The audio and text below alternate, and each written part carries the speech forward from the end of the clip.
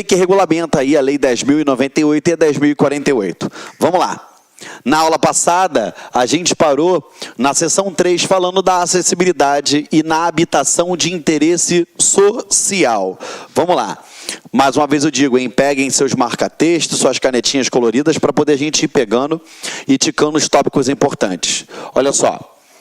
Na habitação de interesse social, deverão ser promovidas as seguintes ações para assegurar as condições de acessibilidade do empreendimento. Então, vamos embora. Qual é o local? Na habitação de interesse social. Perfeito?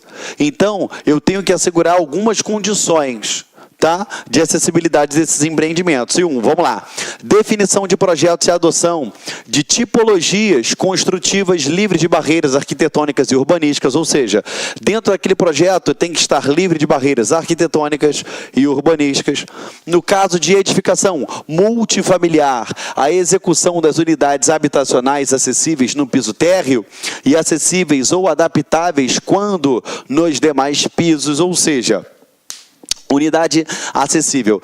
Aqui no Rio de Janeiro, eu até andei um tempinho atrás aí olhando para poder comprar um imóvel e se você analisar os prédios que estão sendo construídos agora, eles têm a chamada unidade Garden, né? Que é o primeiro andar do prédio, já é uma unidade habitacional, com porta mais largas, teto mais alto, você vê que ele é livre de barreiras, então isso daí já é um exemplo a ser dado, ou seja, numa edificação multifamiliar. Se não conseguir fazer isso no piso térreo, que seja feito o quê? Em locais acessíveis, tá? Que os outros têm que ser o quê? Acessíveis ou adaptáveis quando nos demais pisos.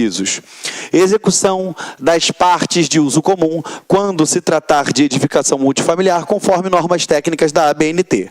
Perfeito? Vamos lá. 4. A elaboração de especificações técnicas de projeto que facilite a instalação de elevador adaptado para uso das pessoas com deficiência ou mobilidade reduzida. O que eu aconselho você a fazer agora? Dá uma sublinhada na deficiência ou com mobilidade reduzida, tá bom? Porque se cair uma pergunta de literalidade de lei, a gente tem que saber disso daí. Os agentes executores dos programas e projetos destinados à habitação de interesse social, financiados com recursos próprios da União ou por ela geridos, devem observar os requisitos estabelecidos nesse artigo. Sem mais o que falar disso. Ao Ministério das Cidades, no âmbito da coordenação da política habitacional, compete. Aí vamos lá. Então agora é a competência do Ministério das Cidades, tá? No que diz respeito à coordenação da política habitacional. Compete a ele a fazer o quê? Adotar providências necessárias para o cumprimento do disposto no artigo 28, nós vimos agora. Divulgar junto aos agentes interessados e orientar a clientela alvo da política habitacional sobre as iniciativas que promover em razão das legislações federal, estadual, distrital e municipal relativas à acessibilidade. Da acessibilidade a bens culturais e móveis. As soluções destinadas à eliminação, redução ou superação de barreiras, então grave comigo, ó, ou ele vai eliminar, ou ele vai reduzir, ou ele vai ter o quê? A superação dessas barreiras. Na promoção da acessibilidade, a todos os bens culturais e móveis devem estar de acordo com o que estabelece a instrução normativa número 1 do Instituto do Patrimônio Histórico e Artístico Nacional, que é o IPAM. Ou seja, não basta simplesmente sair fazendo modificações naquele imóvel tão somente para fazer o atendimento dessa lei. Eu tenho que obedecer o que o IPAM ele fala a respeito, tá? Da acessibilidade aos serviços de transportes coletivos. Vamos lá. Condições gerais. Para fins de acessibilidade aos serviços de transporte coletivo terrestre, aquaviário e aéreo, considera-se como integrantes desses serviços os veículos, os terminais, estações, pontos de parada, vias principais, acessos e operação. Então, quero que você fique claro, até o, se não me engano, artigo 46 da Lei 13.146, ele fala o que faz parte do sistema de transporte. E aqui ele diz que para fins de acessibilidade, ele considera os terminais de parada, né, os pontos de parada, os terminais, os veículos, os serviços, as vias principais, os acessos, a operação, tudo isso ele coloca, entendeu? Como parte dos serviços de transporte coletivo. Os serviços de transporte coletivo terrestres são: quais são os tipos de serviços coletivos terrestres? Transporte rodoviário, classificado em urbano, metropolitano, intermunicipal e interestadual. Então vamos lá. Eu tenho o transporte rodoviário, que ele é classificado em urbano, metropolitano, intermunicipal e interestadual. Beleza? Por que você tem que saber disso? Porque mais à frente você vai ver as competências em se tratando desses tipos de transporte. Transporte metroferroviário, classificado em urbano e metropolitano. Transporte ferroviário, classificado em intermunicipal e interestadual. Aí tu fala assim, caramba, Geraldo, isso pode cair em prova? Claro que pode. Claro que pode. E aí, o que a gente vai fazer aqui agora? Eu vou botar um quadrinho esquematizado aqui para vocês. Eu tenho 3 tipos de transporte: urbano, metropolitano, intermunicipal e interestadual. Então a gente bota aqui, ó, urbano,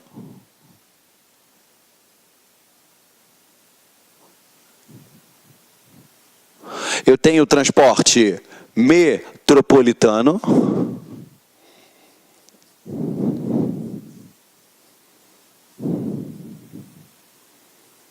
eu tenho o transporte intermunicipal,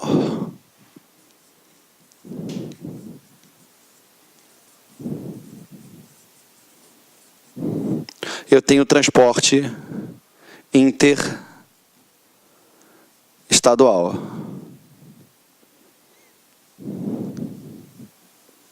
Perfeito? Sim ou não? Agora, o que ele fala? Ele fala em transporte rodoviário, o transporte metroferroviário e o transporte ferroviário. Então, vamos embora. Eu tenho, dentro do conceito de transportes terrestres, tá? Eu tenho o transporte rodoviário, eu tenho o transporte metroferroviário,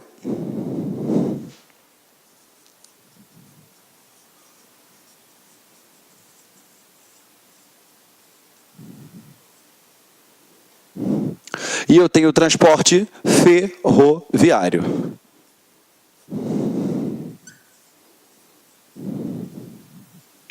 Tio Geraldo, por que você está botando dessa forma? Porque o transporte rodoviário, ele pode ser urbano, metropolitano, intermunicipal e interestadual. Então, o transporte rodoviário, ele pode ser urbano, ele pode ser metropolitano, ele pode ser intermunicipal, ele pode ser interestadual. Perfeito? O transporte metroferroviário, ele pode ser classificado como urbano e metropolitano. Ou seja, esse carinha aqui, ó, ele só pode ser urbano ou metropolitano. E o transporte ferroviário, ele pode ser intermunicipal e interestadual. Ele pode ser intermunicipal ou ele pode ser interestadual. O que o titio quer fazer com vocês? O examinador, na hora que ele faz uma prova de concurso público, ele vai brincar, ele vai falar que o metroferroviário ele pode ser urbano, pode ser metropolitano e vice-versa. Entendeu? Então, falou em transporte rodoviário, ele pode ser o quê? Urbano, metropolitano, intermunicipal e interestadual. Falou em transporte metroferroviário, eu posso ter esse transporte o quê, gente? Urbano ou metropolitano. Falou em transporte ferroviário, eu tenho intermunicipal e interestadual. Perfeito, galera? Ficou tranquilo aí? Então, esse mapinha mental eu fiz para vocês aí, em cima desse artigo 32, justamente para quê? Para você não dar mole na hora da prova. Cara, tem que engolir isso daí. Infelizmente, entendeu? Infelizmente, isso daí pode cair na tua prova? Pode cair na tua prova. Perfeito? Foi? Sim ou não? Então, vamos embora. Deixa eu só abrir aqui um negócio. Enquanto você copia aí, vai copiando.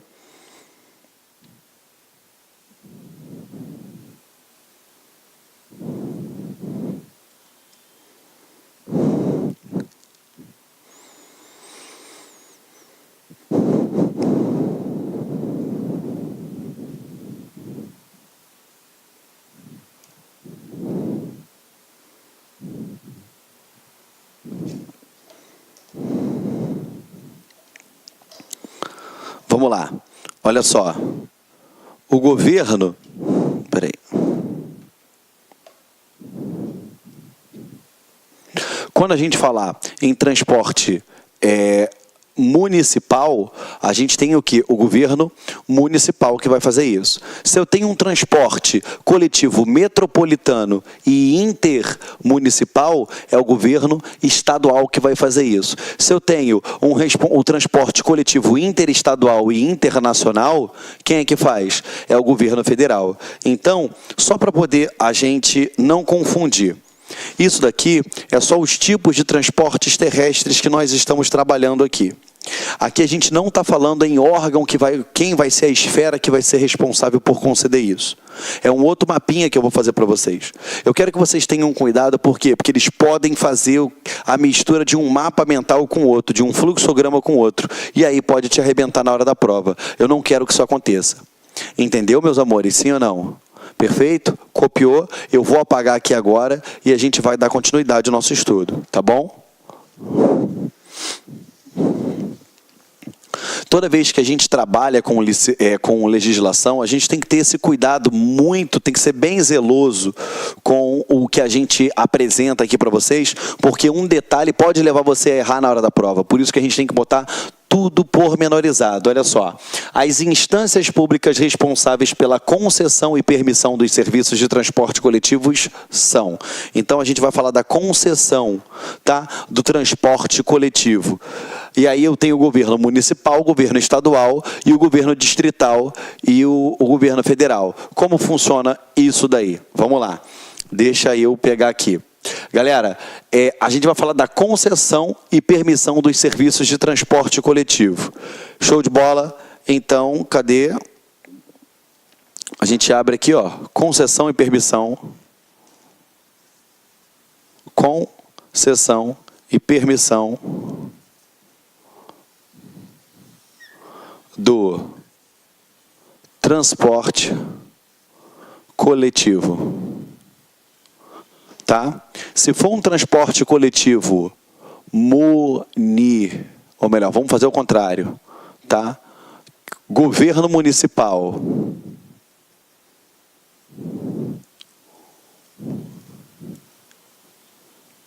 Ele vai falar de quem? Ele vai falar a respeito do transporte. Olá, meus amigos, minhas amigas. E aí, gostou da aula do professor Geraldo Neto? Professor top de linha aqui do Lá Concursos.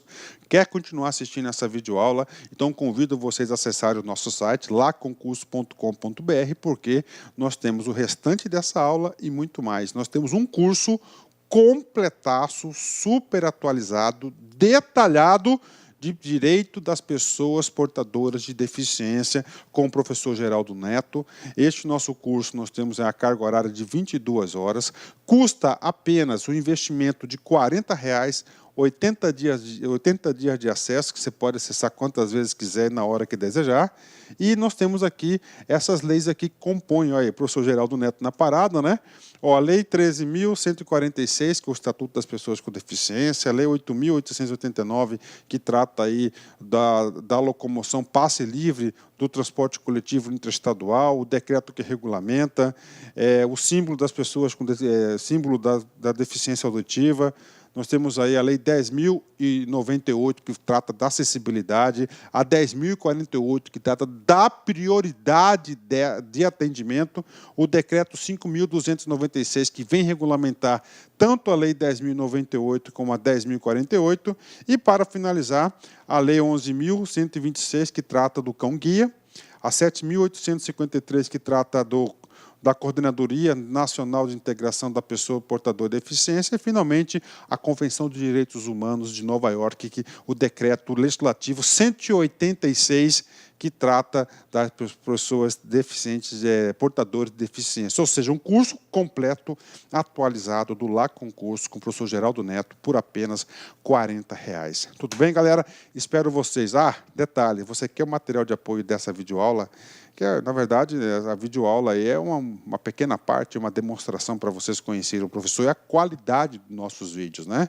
Então, clique aqui embaixo, aqui no Lá Concurso, aqui no link aqui, que você pode fazer o download gratuitamente desta videoaula. Tá certo, meus amigos? Espero vocês. Fui.